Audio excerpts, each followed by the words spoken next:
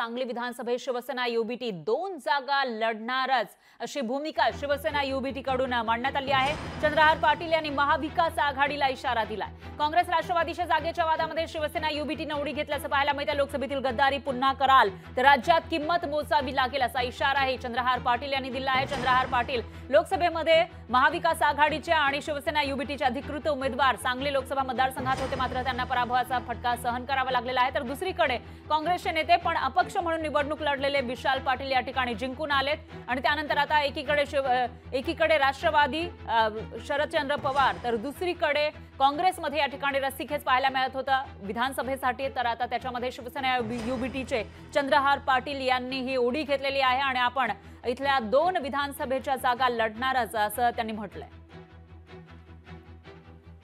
येणाऱ्या विधानसभा निवडणुकीमध्ये सांगली जिल्ह्यामध्ये ज्या पूर्वीच्या 2 जागा शिवसेना पक्षाच्या आहेत उद्धव बाळासाहेब ठाकरे, ह्या 2 जागा कुठल्याही परिस्थितीत शिवसेना पक्ष लढवणार आहेत। त्यामधली पहिली जागा खानापूर आटपाडी असेल आणि दुसरी मिरज।